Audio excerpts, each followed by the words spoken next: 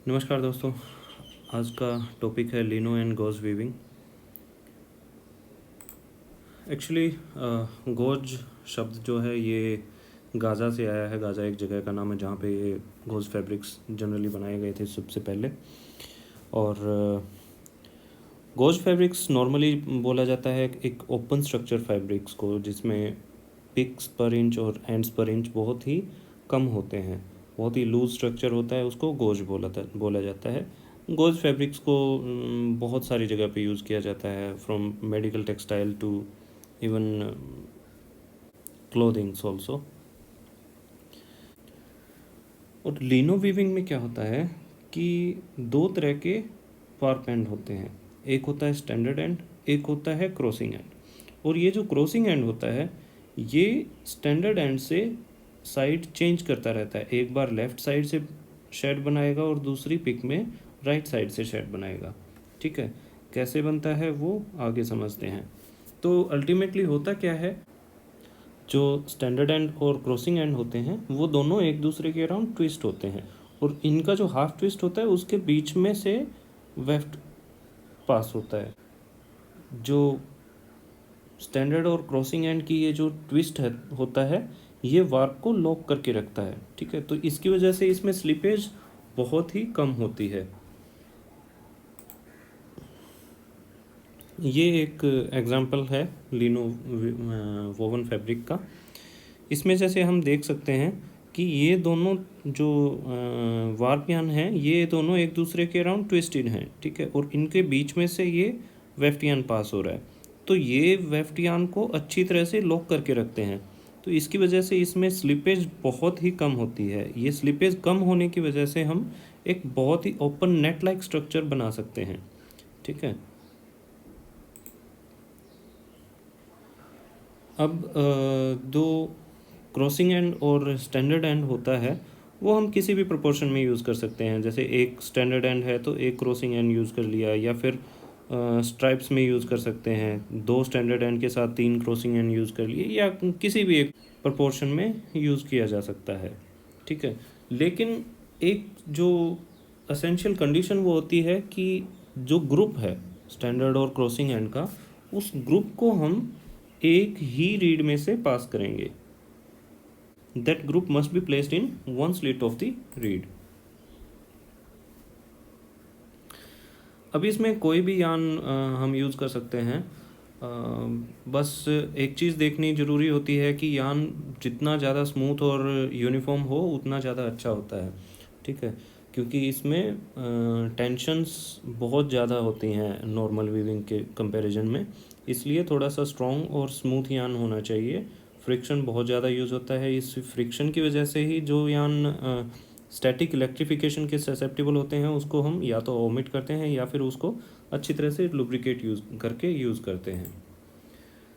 अब इसके यूजेस बहुत सारी जगह पे होते हैं। इसको ऑर्नामेंटेशन के लिए भी यूज़ किया जाता है, इसको होम टेक्सटाइल्स में भी यूज़ किया जाता है एज ए कर्टेंस वगैरह। दूसरा, ये एक नेट लाइक स्ट्रक्चर बनता है, तो अगर हम स्ट्रॉन्गर फाइबर्स यूज़ करते हैं तो इस नेट को हम इंडस्ट्रियल पर्पसेस के लिए भी यूज़ कर सकते हैं। जियो टेक्सटाइल में भी यूज़ किया जाता है, बर्ड प्रोटेक्शन नेट के लिए भी यूज़ किया जाता है, एग्रो टेक्सटाइल्स वगैरह में। पैकेजिंग के लिए भी बहुत यूज़ होता है। अब समझते हैं कि इसका प्रिंसिपल क्या होता है, लिनो वीविंग बनता कैसे है। अभी तक जो हमने समझा कि एक स्टैंडर्ड एंड होगा, एक क्रॉसिंग एंड होगा, और ये जो क्रॉसिंग एंड है वो एक बार लेफ़्ट साइड में शेड बनाएगा स्टैंडर्ड एंड के, और एक बार राइट साइड में स्टैंडर्ड एंड के शेड बनाएगा। ठीक है, इसको अगर हम एग्जांपल के साथ समझें तो मान लीजिए ये हमारा क्रॉसिंग एंड है और ये रेड कलर में हमारा स्टैंडर्ड एंड है। ठीक है, तो जब पहली पिक इंसर्ट होगी उस पहली पिक में मान लीजिए हमारा स्टैंडर्ड एंड अब टॉप शेड बना रहा है और क्रॉसिंग एंड जो है वो बॉटम शेड बना रहा है। ठीक है, जब पहली पिक इंसर्ट हो गई हमारी, उसके बाद में क्या होगा, जब सेकंड पिक के लिए जब शेड ओपन होगी उससे पहले ये जो क्रॉसिंग एंड है ये स्टैंडर्ड एंड के नीचे से क्रॉस करके और दूसरी साइड में शेड ओपन करेगा। ठीक है, ये हमारा रेड कलर में स्टैंडर्ड एंड है और वाइट कलर में क्रॉसिंग एंड है। तो जब पहली पिक थी, पहली पिक में स्टैंडर्ड एंड टॉप शेड बना रहा था, नहीं, क्रॉसिंग एंड टॉप शेड बना रहा था लेफ्ट साइड में स्टैंडर्ड एंड के, और नेक्स्ट पिक में जो हमारा स्टैंडर्ड एंड है वो लेफ्ट साइड में आ गया। मतलब जो क्रॉसिंग एंड है वो फिर से टॉप शेड बना रहा है लेकिन राइट साइड में। ठीक है, इसी तरह नेक्स्ट पिक जब आएगी, नेक्स्ट पिक से पहले फिर से ये जो स्टैंडर्ड एंड है, नहीं, क्रॉसिंग एंड है, ये स्टैंडर्ड एंड के नीचे से क्रॉस करके और फिर से नेक्स्ट पिक में टॉप शेड बनाएगा। अगर क्रॉसिंग एंड टॉप शेड बना रहा है तो वो हर एक पिक में नेक्स्ट पिक ओपन होने से पहले स्टैंडर्ड एंड के नीचे से दूसरी साइड जाएगा। अगर ये पहली पिक में लेफ्ट साइड में था तो नीचे से राइट साइड में जाएगा और राइट साइड में जाके फिर से टॉप शेड बनाएगा। इस तरह से जब शेडिंग बनती है इसको बॉटम डूपिंग बोला जाता है। ठीक है, कि जो क्रॉसिंग एंड है वो स्टैंडर्ड एंड के बॉटम से होके क्रॉस करता है, इसलिए इसको बॉटम डूपिंग बोला जाता है, बॉटम डूपिंग। दूसरी पॉसिबिलिटी क्या है कि क्रॉसिंग एंड जो है वो बॉटम शेड बनाए और स्टैंडर्ड एंड टॉप शेड बनाए। ठीक है, इस कंडीशन में क्या होगा कि क्रॉसिंग एंड नेक्स्ट पिक में साइड तो चेंज करेगा लेकिन स्टैंडर्ड एंड के ऊपर से जाके आएगा ये। ठीक है, तो इस मेथड को बोलते हैं टॉप डूपिंग। ठीक है, और जनरली इजी तरीका ये होता है कि बॉटम डूपिंग जो होती है वो बहुत ही कन्वीनियंट होती है। इसमें हमें एक शेड को डाउन ही रखना है, जो स्टैंडर्ड एंड है इसको डाउन ही रखना होता है, इसलिए इसी को ज़्यादा प्रेफर किया जाता है। इसको बनाना इजी होता है, इसमें जो मैकेनिज़्म जो होता है वो इजीली एम्प्लॉयड होता है।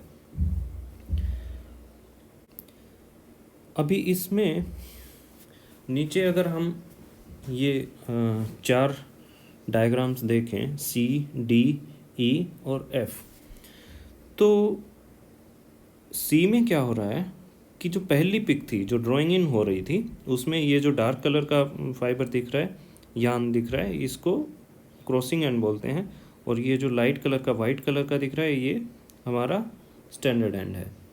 तो इनिशियली जब ड्राइंग की गई थी तो उस टाइम पे जो क्रॉसिंग एंड है वो स्टैंडर्ड एंड के राइट साइड में है।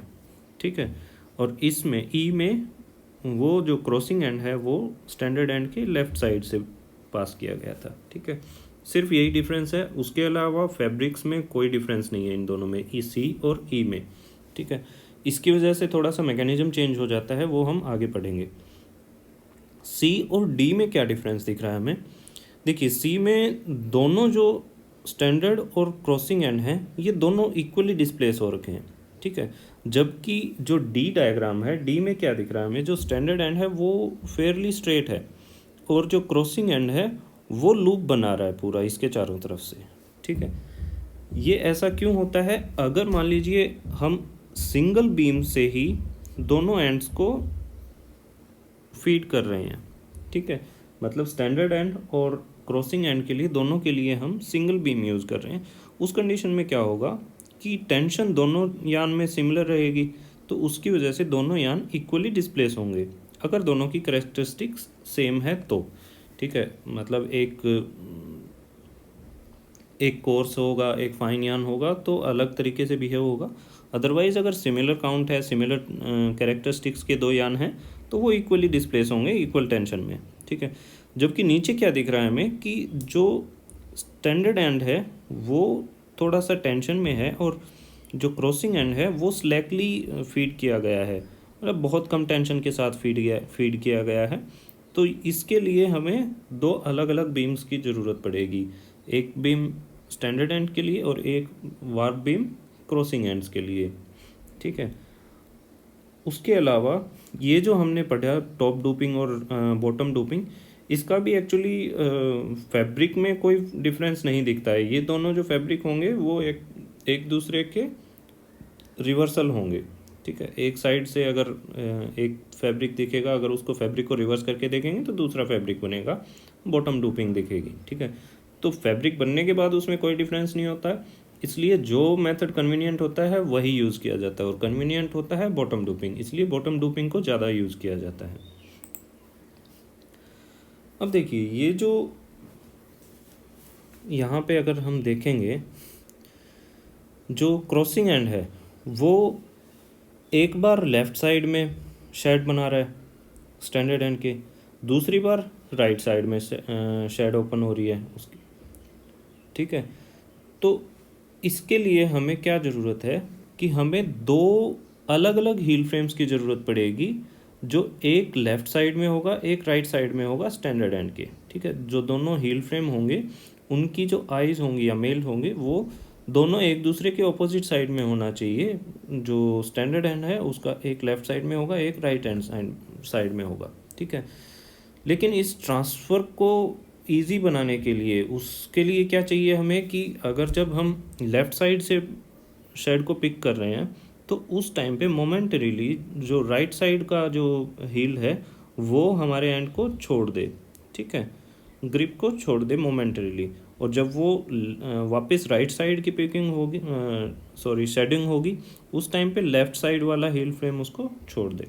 लेकिन ये पॉसिबल कैसे हो पाता है, उसके लिए हमें एक थर्ड एलिमेंट की ज़रूरत पड़ती है जिसको डूप बोलते हैं। यहाँ पे ये जो डार्क लाइन दिख रही है ये इसको डूप बोला जाता है, ठीक है। तो एक्चुअली डूप के बीच में एक आई होती है जिसमें से क्रॉसिंग एंड को पास किया जाता है, ठीक है। और जो स्टैंडर्ड एंड है वो सिंपली एक जो एज़ यूजुअल जो हील फ्रेम कंट्रोल करता है उसी से होता है। तो यहाँ पे हमें क्या दिख रहा है कि जो क्रॉसिंग एंड है उसको कंट्रोल करने के लिए हमारे पास दो तो हील फ्रेम है और एक इंटरमीडिएरी एलिमेंट होता है जिसको डूप बोलते हैं, ठीक है। अभी ये तीन टाइप की शेड्स फॉर्म हो सकती हैं। पहली शेड क्या है ए में कि सपोज जो क्रॉसिंग एंड है वो लेफ़्ट साइड से ड्रॉ किया गया है स्टैंडर्ड एंड के, ठीक है। ये हम इनिशियल ड्राइंग की बात कर रहे हैं, जब बीम मशीन के ऊपर लगाया गया है उस टाइम पे वार्पर बीम से लेके फ्रंट एंड तक जो निटिंग और ड्राइंग की जाती है उस टाइम पे अगर हमारा स्टैंडर्ड एंड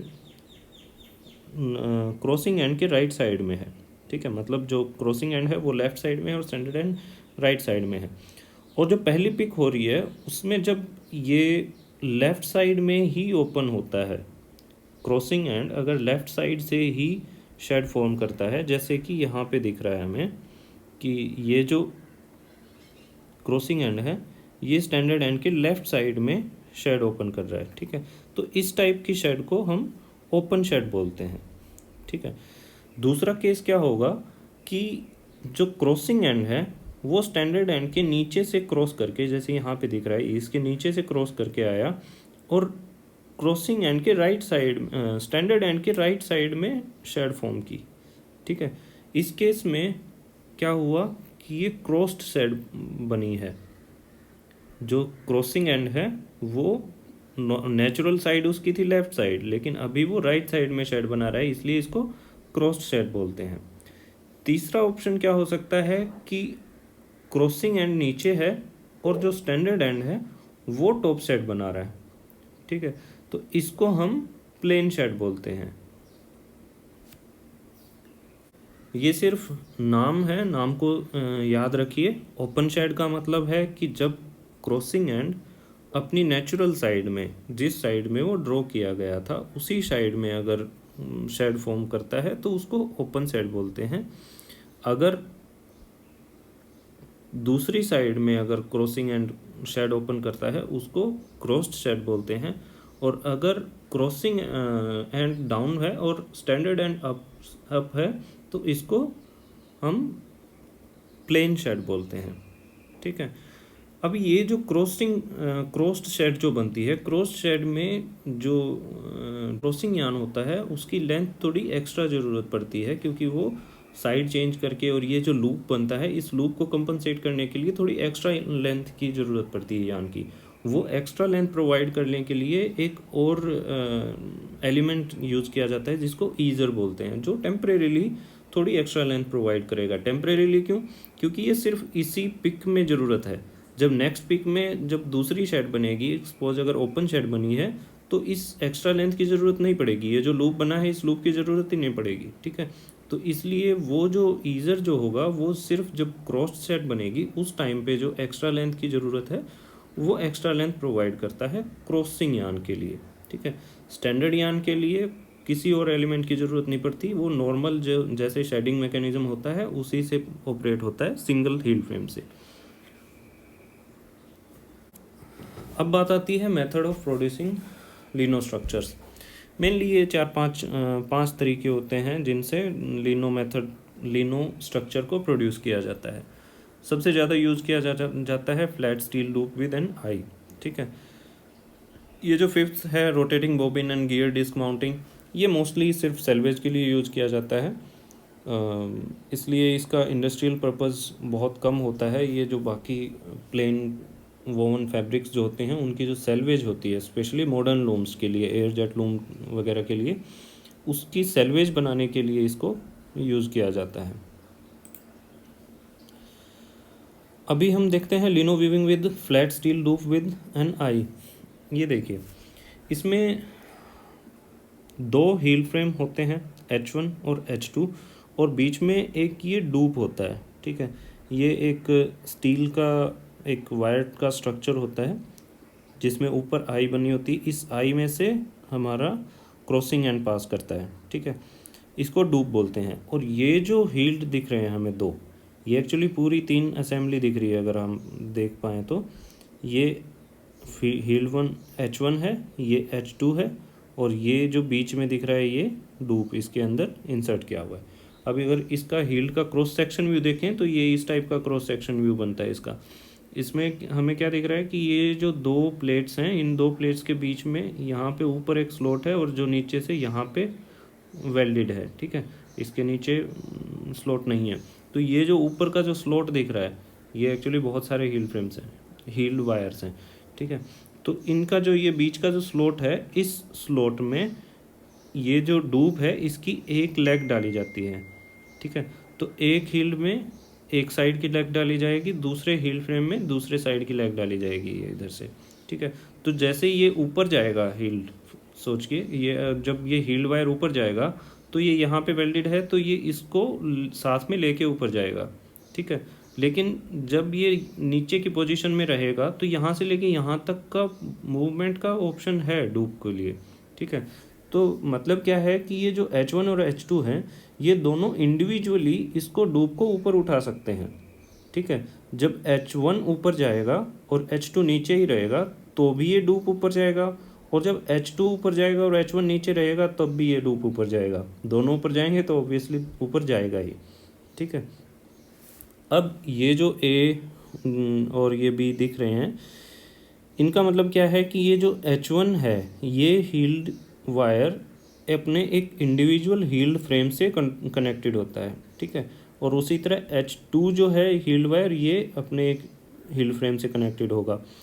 और जो डूप है, डूप के नीचे ये जो दो दिख रहे हैं आपको ओपनिंग्स, B जो लिखा हुआ है, ये एक्चुअली होता है इसका रिवर्सिंग मैकेनिज्म को अटैच करने के लिए। ये नीचे से स्प्रिंग लोडेड रिवर्सिंग मैकेनिज्म को अटैच किया जाता है ताकि जब ये ऊपर जाए तो उसको रिवर्सली नीचे आने के लिए उस पर टेंशन देने के लिए होता है। ठीक है, अभी समझते हैं कि जो हमने 3 शेड बनाई थी, ओपन, क्रॉस्ड और प्लेन शेड, ये कैसे बनेंगी इसमें। अब देखिए, जो पहला सिनेरियो है जब ओपन शेड बनेगी, यहाँ पे क्या दिख रहा है कि जो स्टैंडर्ड एंड है वो बैक साइड से गया हुआ है और क्रॉसिंग एंड है ये फ्रंट साइड में है।